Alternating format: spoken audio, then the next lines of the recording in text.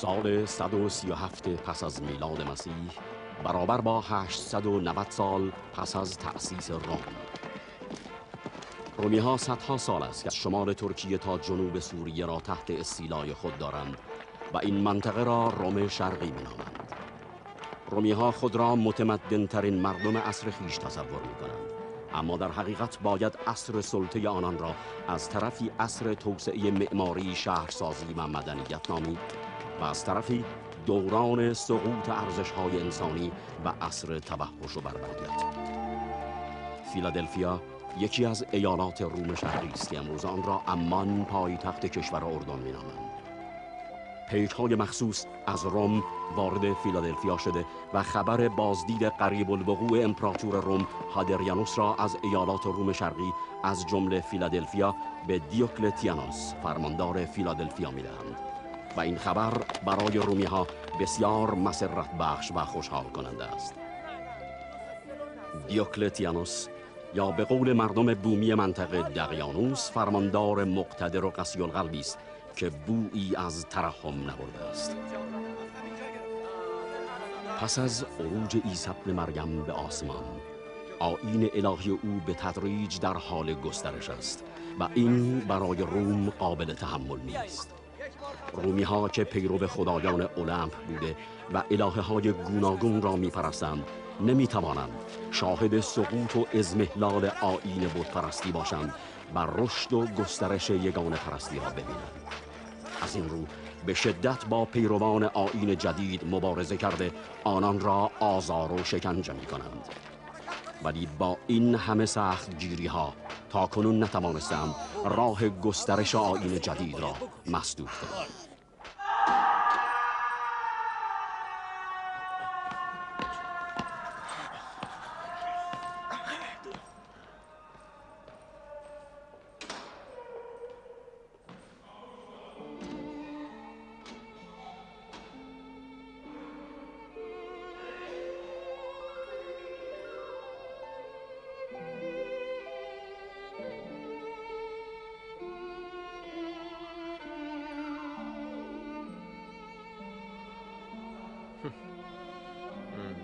بنگر پلوتون، برای تو این آخرین طلوع است.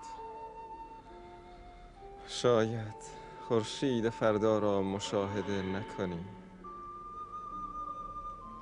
امروز رخت سفر خواهی بست.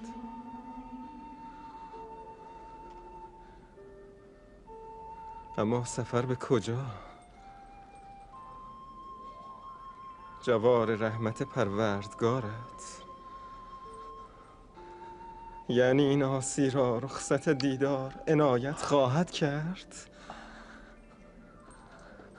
ای مهربان، گیرم که بزرگی کردی و این حقیر را بخشیدی و این بیچاره را به جوار رحمت خیش برکشیدی. من که خود را می شناسم، با این همه شرمندگی چه کنم؟ تو شب را نخفته ای پلوتون؟ به زودی خواهیم خفت، خوابی بس طولانی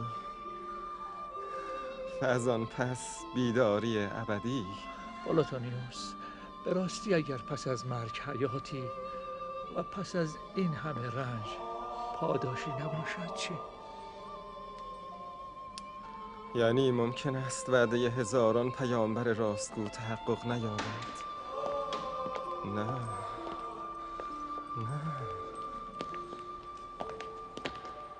پلوتونیوس سانکتوس، برخیز. در را باز کن.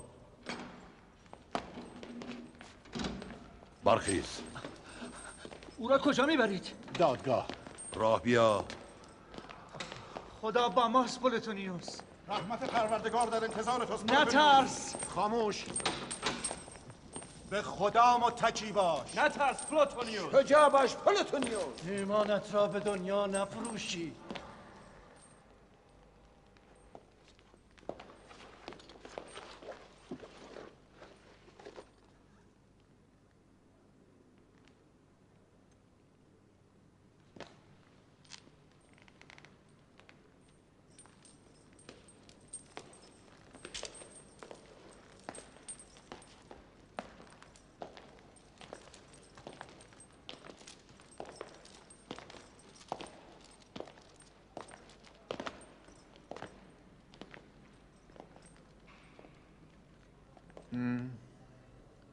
پلوتونیوس ساینتوس.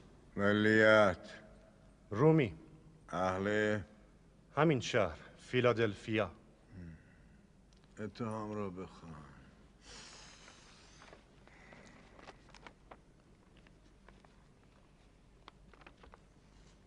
پلوتونیوس ساینتوس. اتهامات وارد این که او به جای سجده و تعظیم در برابر مجسمه های خدایان و تندیس مقدس امپراتور هادریانوس، مجسمه امپراتور را شکسته و پس از دستگیری نه تنها توبه نکرده، بلکه خدایان پر افتخار روم و همچنین جوپیتر قادر والا را انکار کرده و به دین گازران و غلامان، یعنی به دین مسیح در آمده است.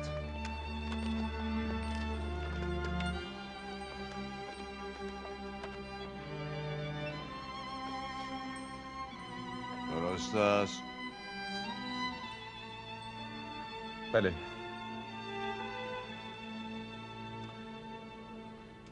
مجازات تو مرگ است، اما بدترین مرگ ها یعنی سوختن در آتش.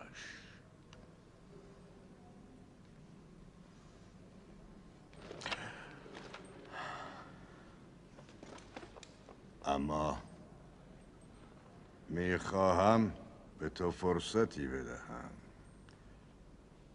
شنیدم بزرگ شما فردی است به نام ادونیا. اگر جای او را نشان دهی در مجازاتت تخفیف داده خواهد شد.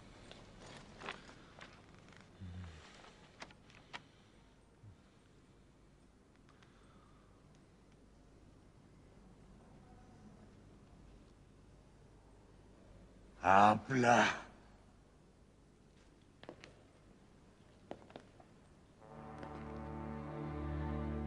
این دادگاه پلوتونیوس ساینتوس را به جرم شکستن تندیس امپراتور و پرستیدن خدای بیگانه و ایجاد آشوب در بین بندگان امپراتور هادریانوس به مرگ محکوم می‌کند. طبق این حکم تو امروز ظهر در مقابل معبد آپولون در آتش افکنده خواهی شد.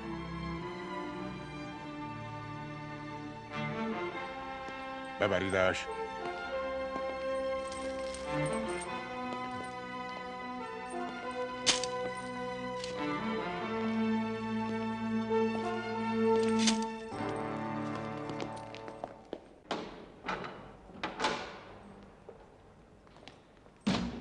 آقای زندانبان، بیا او را تحویل بگیر.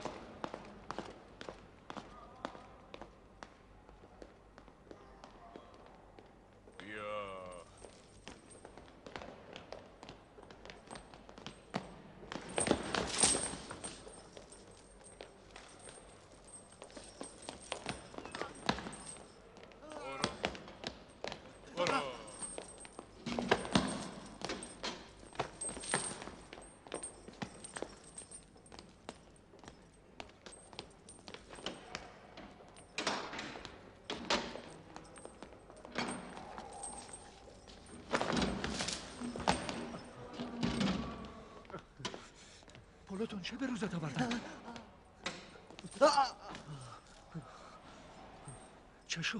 چه شد پلوتون؟ امروز همچون پروانگان در آتش خواهم سوخت. آتش؟ آری، آتش.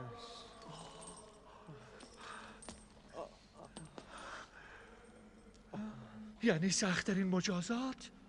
سخت‌ترین مجازات برای بدترین گناه، یعنی شکستن تندیس امپراتور. چرا آتش؟ چه فرقی می کند عدنان؟ چرا فرق می کند؟ قبلا زناکاران و خطاکاران و جادوگران را در آتش می سوزاندند، اما حالا موحدین را. در نهایت باید رفت. طریق چه فرق می کند؟ چه آتش، چه صلیب و چه قفس شیرها.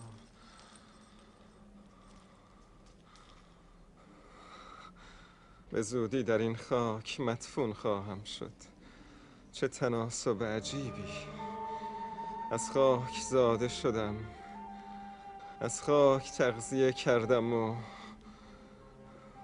در خاک مدفون خواهم شد. اما می ترسم. یعنی تو از مردن بی ترسی؟ نه، از مردن نه، از دوباره زنده شدن می ترسم.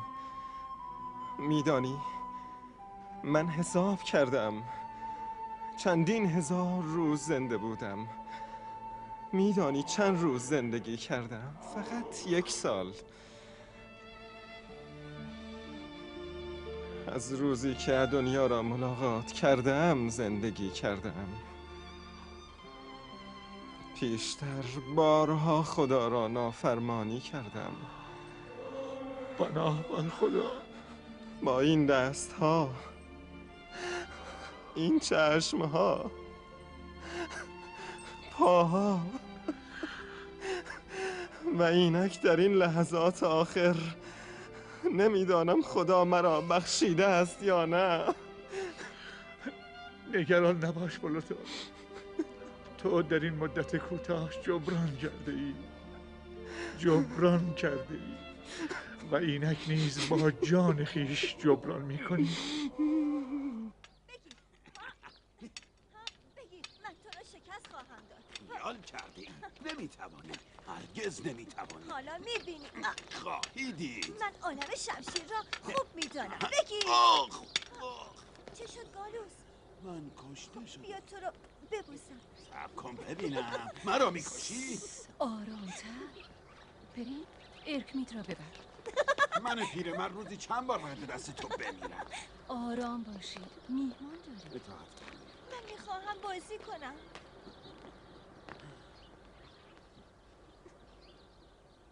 ما همه توانمان را باید برای حمایت از محرومان به کار گیریم. بیشک شما با آن همه حکمت و درایت می توانید نگهبان خوبی برای پیروان و مبارزان آیین جدید باشید. درسانی، شما به عنوان داماد دیوکلتیانوس و همسر بانو هلن با نفوذتان در قصر می توانید نهایت بهره برداری را بنمایید. عالی جنابان، عالی جناب، سربازی از طرف قصر آمده. گویا از جانب دقیانوس پیام آورده. بسیار خوب، بگو داخل شود. بیا تو سرباز. هنوز نمیتواند درست تلفظ کند. دیوکلتیانوس را میگوید دقیانوس. برو جلو. روز بخیر عالی جنابان. روز بخیر. جناب دیوکلتیانوس شما و بزرگان شهر را جهت امر مهمی به قصر فرا خواندند. بسیار خوب. امری نیست قربان؟ بفرمایید.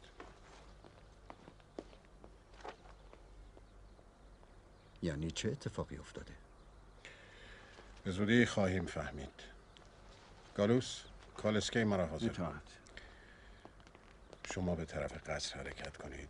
من نیز در اولین فرصت به شما ملحق خواهم شد. سعی کنید متوجه غیبت من نشود.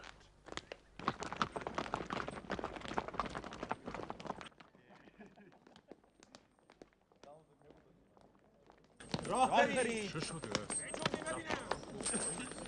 باید از ما خبرهای رسیده نمیدانم چرا تمام اعیان شهر را به اینجا فراخواندند.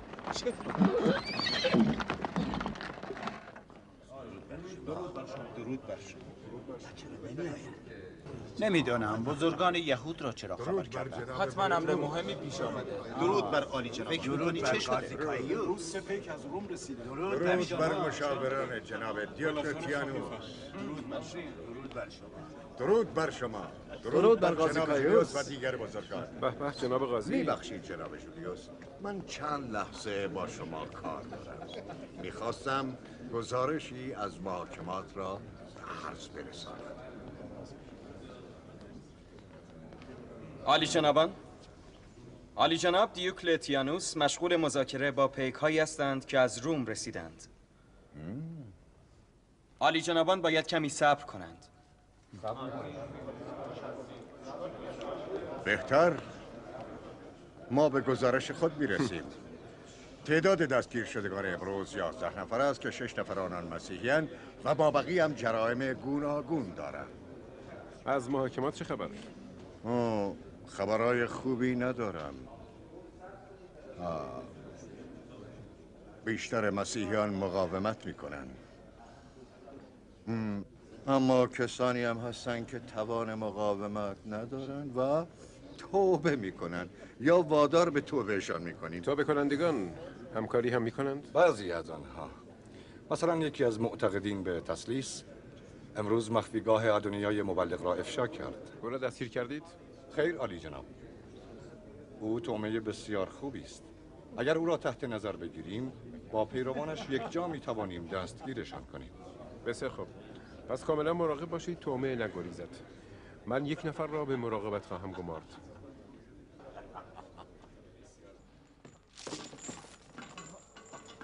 خداوند متکی با خودتون. خدا با ما. سلام ما را به مولای خدایا به تو پناه میبرم. خراس خود رحمت. خدا با ما. به خدا متکی با. خدایا مرا بپذیر. خدا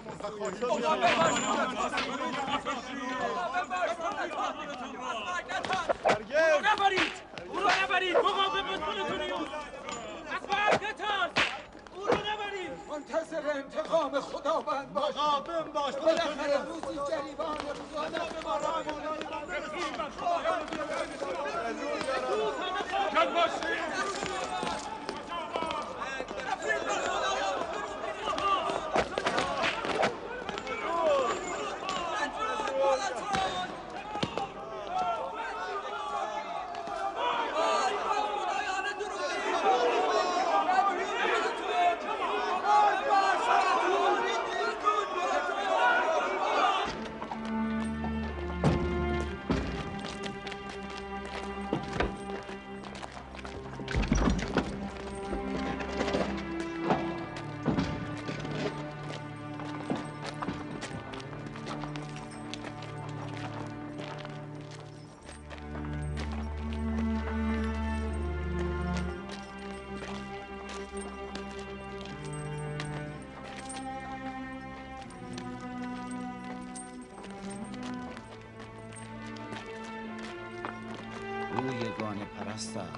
خدایان روم را کافر شده است. تندیس امپراتور را شکسته گستاخ شده است. او را باید سوزاند. آره. تندتر قدم بردار. بجنب.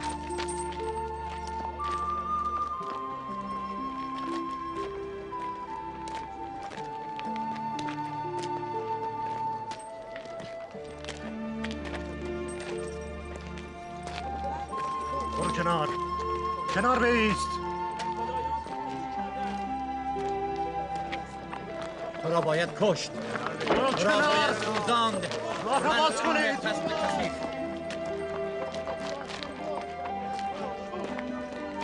همینجا باید کنار. کنار.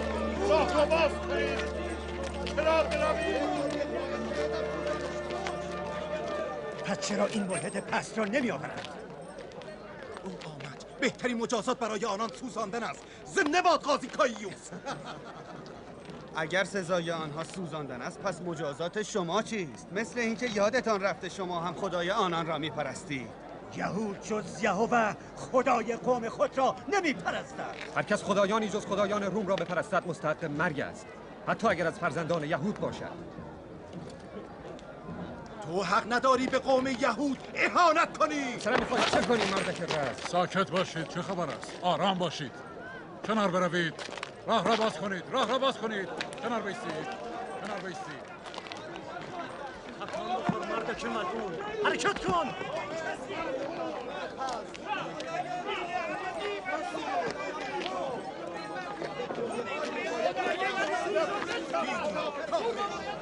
کافر سگ کسی او را باید سوزان. سگ کسی مستحق مرگ است. او را باید سوزان. باید را از بین برد. نابودش کنید.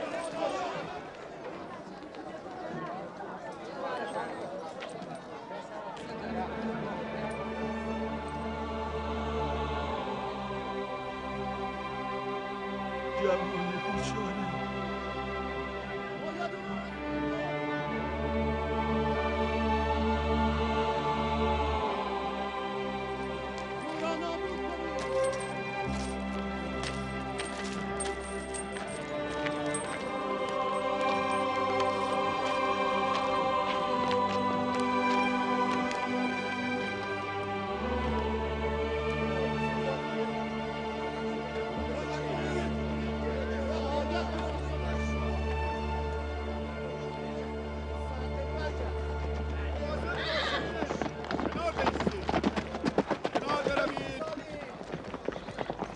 باشید.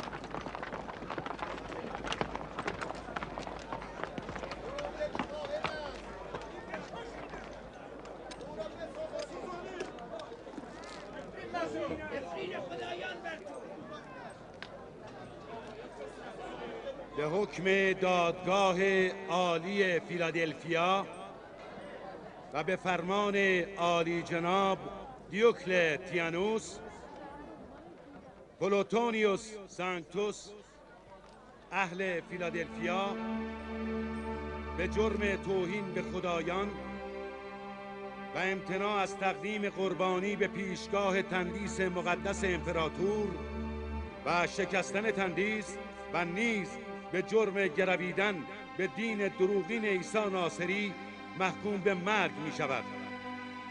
این سزای کسانی است که از دین جدید پیروی کنند و از فرمان روم سرپیچی نمایند. حکم دادگاه که سوختن در آتش می باشد همینک اجرا می شود و جسد او پس از سوزاندن 3 شبانه روز در این مکان خواهد بود تا طعمه پرندگان شده و درس عبرتی باشد برای کسانی که خدایان قدرتمند روم و آیین مقدس امپراتوری را رها کرده و به دین فرومایگان گرویدند.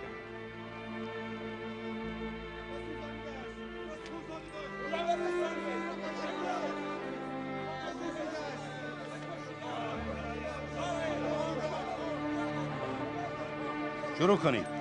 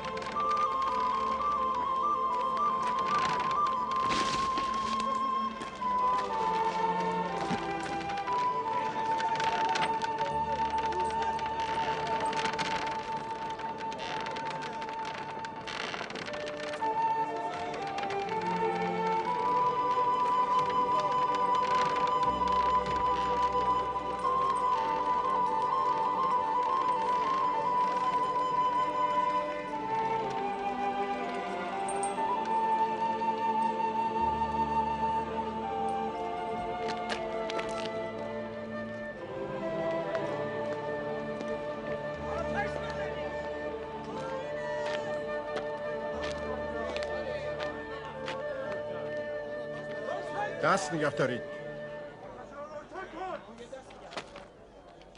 عالی جناب.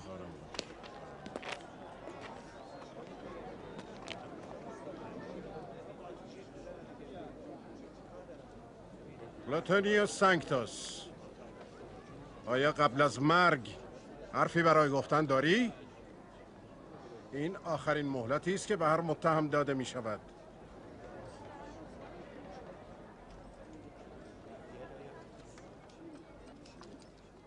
پسر مریم گفت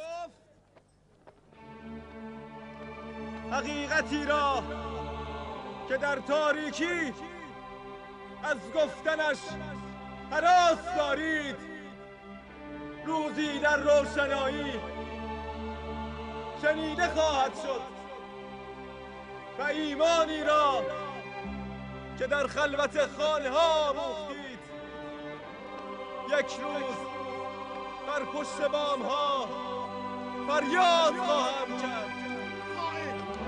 او باید بمیرد چه باید سوزانده شود. او خائن است. او را بسوزانید. او باید کشته شود.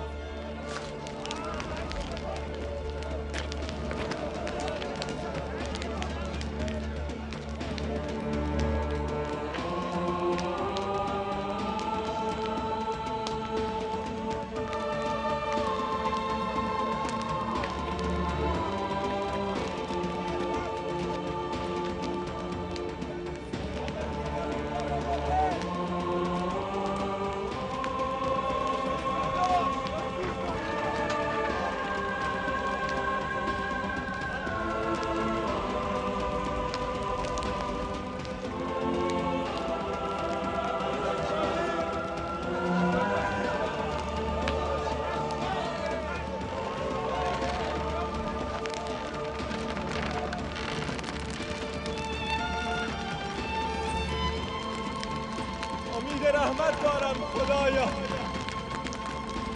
مرا بپذیر. پروردگارا مرا بپذیر. خداوند را بپذیر.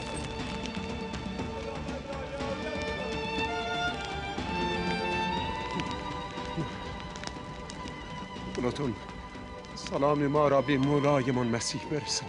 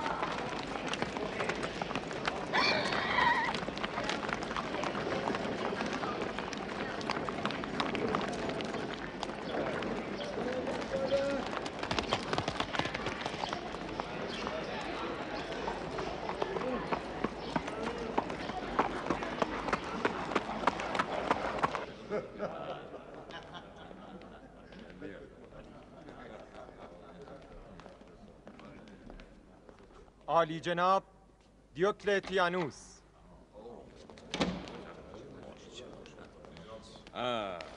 درود بر عالی جناب. درود.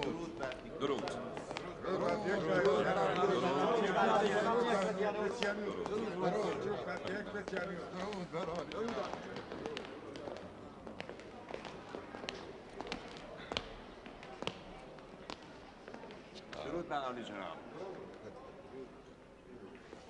راحت باشید.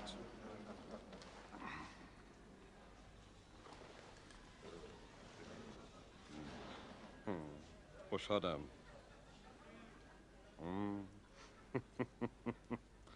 خوشحالم که همه شما را در اینجا میبینم.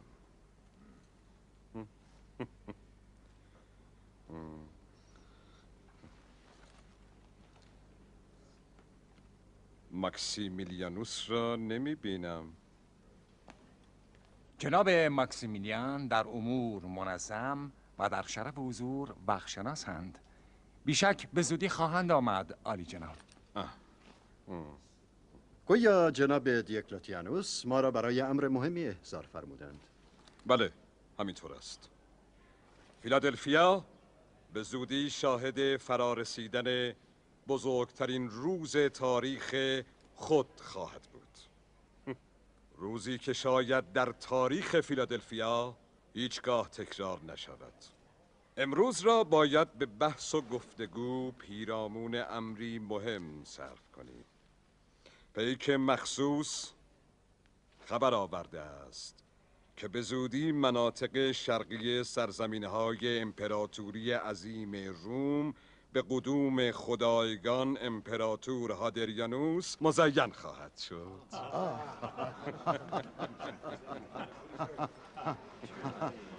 سپاس بر جوپیتر قادر والا، سپاس که چنین افتخار بزرگی نصیب ما شده است.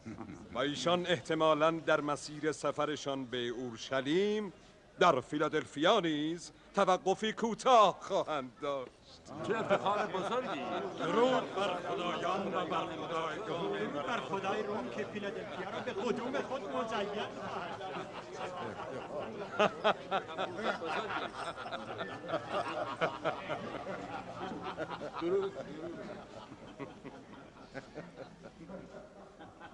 فرمودید احتمالاً خواهند آمد، یعنی اطمینان ندارید؟ احتمالاً از این جهت که ممکن است مسیرشان را تغییر دهند، ولی فعلا تصمیم این است و ما باید آماده باشیم. پناه بر جوپیتر قادر والا، چه سعادتی دیدار با امپراتور. نه، دیدار با خدای ملت روم، بلکه خدای نیمی از جهان. این افتخار نصیب هر انسانی نمی شود. من شنیدم جناب دیوکلتیانوس با خدایگان امپراتور همرزم بودند. بله، در زمان امپراتوری تراژان جناب هادریانوس فرماندهی لشکر عظیم روم را به عهده داشتند و من هم یکی از افسران ارشد ایشان بودم. آیا این درست است که شما جان عالی جناب هادریانوس را نجات دادید؟ میبخشید عالی جناب. من آنگونه که شنیدم صحنه بسیار عجیبی بوده است. در جنگ با ایرانیان به ناگاه دشمن هجوم آورده و بسیاری از رومی ها را وادار به عقب نشینی می‌کنند و جناب هادریانوس در محاصره قرار می‌گیرند. لحظه‌ای درنگ به قیمت جان ایشان تمام شده است. لذا جناب دیوکلتیانوس که وضع را بسیار خطرناک می‌بینند، درنگ را جایز ندانسته و عرابه حلقه محاصره را شکسته و ایشان را نجات می‌دهند.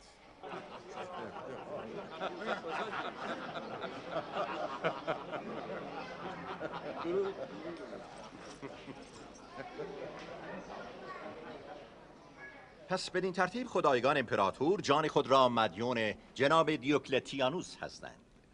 یعنی خدای مردم جان خود را مدیون بندگان خویش است؟ این سخن از مشاور بلند پایه‌ای چون شما شایسته نیست؟ این سخن عجیب نیست. خدایان را تنها خدایان میتوانند نجات دهند. البته میدانید که بندگان بازوی خدایانند و گاه از آنان برای نجات یکدیگر استفاده میکنند. البته ناگفته نماند که نجات جناب هادریانوس به دست جناب دیوکلتیانوس زمانی رخ داده که هنوز جناب هادریانوس به مقام خدایی ارتقا نیافته بودند.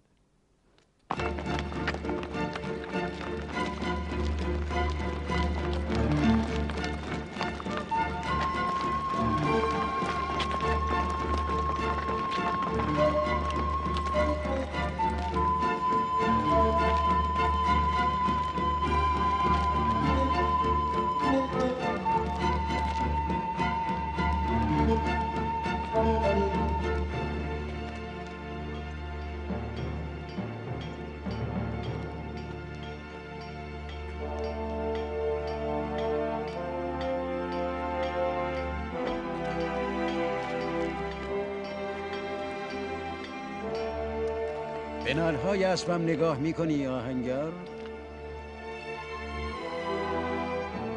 حتما خواهم دید. با آن خاله محقق که عرابه گران قیمتی داره. سانکتوس را میگویی؟ نه، ظاهرا مهمان دارد. پس نام او سانکتوس. آری، پلوتونیوس سانکتوس. صاحب خانه پلوتونیوس سانکتوس است.